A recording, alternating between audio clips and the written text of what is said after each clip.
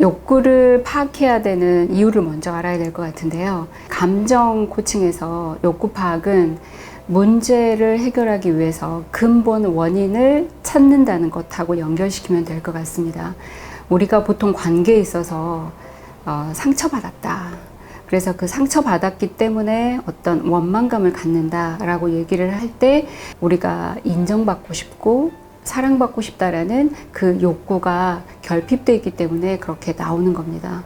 그런데 이 상처받았다라는 이 원망감 때문에 사실은 관계가 단절이 돼버리는 거예요. 요즘에 우리가 뭐 각자 고립돼 가지고 단절되게 관계를 왜곡하면서 사는 경우가 많은데, 남들에게 인정받지 못했다라는 것 때문에 자꾸만 위축되고 상처받았다라는 느낌이 강하게 들면서 그렇게 돼버리는 현상이 나타나는 것입니다. 여기에서 악순환은 뭐냐면, 그렇다면 어떻게 하면 내가 더 인정받을 수 있을까를 고민하게 되면서 나 자신에게보다는 상대에게 집중하는 거예요. 그래서 상대의 감정이나 뭐 비율을 맞춰본달지, 그리고 상대가 좀 더 원하는 게 무엇인지를 찾으려고 하는 거예요. 그런데 상대는 나에게 그렇게 많은 관심이 있지 않아요. 상대는 고작 나에게 관심이 있는 거는 내가 가지고 있는 어떤 외적인 조건, 이런 거에 밖에 관심이 없죠.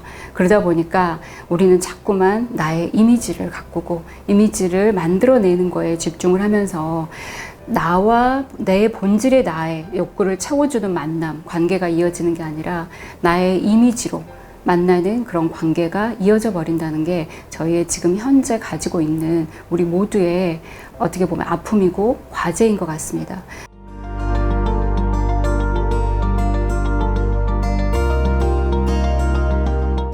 욕구 분석이나 코칭 질문에서 강조되는 게 why라는 질문이었다면, 왜라는 질문 하나로 분석이 가능할 때도 많습니다.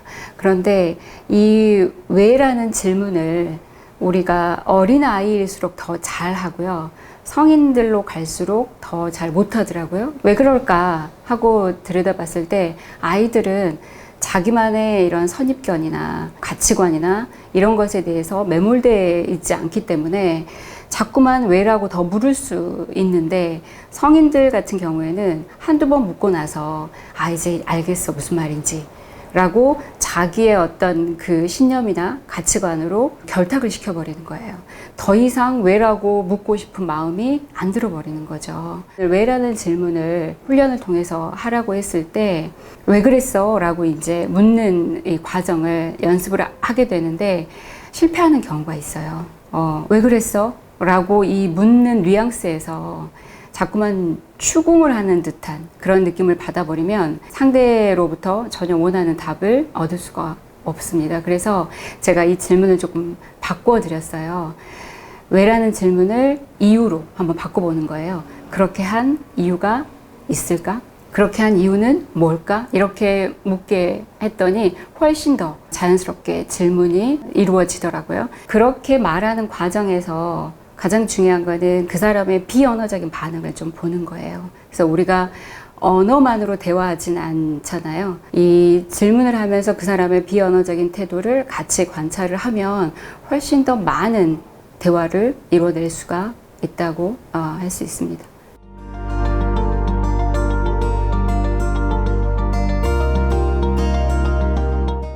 본질을 파악하기 위한 질문을 다른 말로 하자면 Y를 위한 여정? 저는 이렇게 표현하기도 하거든요.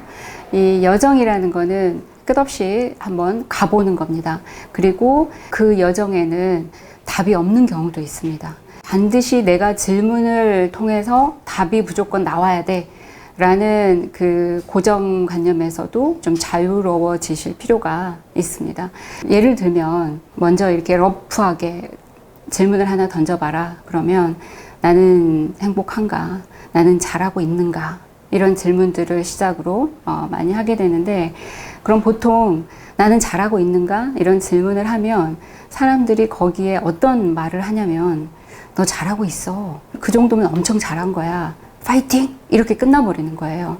그러면 그 사람은 그 자기가 한 말이 물론 어떤 답을 구하려고 하는 질문은 아니었을지라도 상대하고 대화를 통해서 얻는 게 하나도 없습니다. 그리고 그 사람이 아무리 화이팅 잘하고 있어 라고 위로를 하지만 그게 진짜 위로가 되지 않을 경우도 많고요.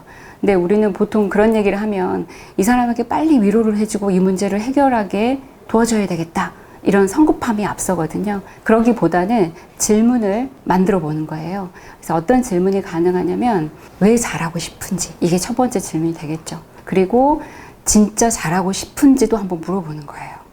그러면 내가 진짜 잘하고 싶은가? 자기가 이렇게 또 자문자답 해보는 경우도 있고요.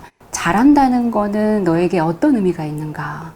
이런 질문도 아주 좋은 질문이고요.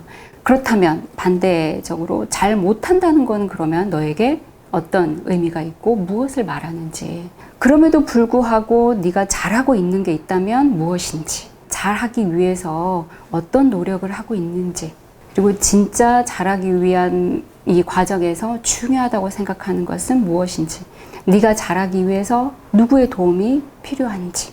그러니까 이런 질문들은 수없이 만들어낼 수 있는 것입니다. 근데 이 질문이 왜 어려운지를 알면 이런 질문들이 끝없이 만들어지겠죠. 질문이 어려운 이유는 내가 이 사람에게 답을 줄 수 있다라는 나의 어떤 착각, 그것 때문에 더 이상 질문이 만들어지지 않은 경우도 있거든요. 그래서 그 문제의 답은 그 사람에게 있다, 상대에게 있다라는, 코칭에서는 이걸 철학이라고도 하는데요.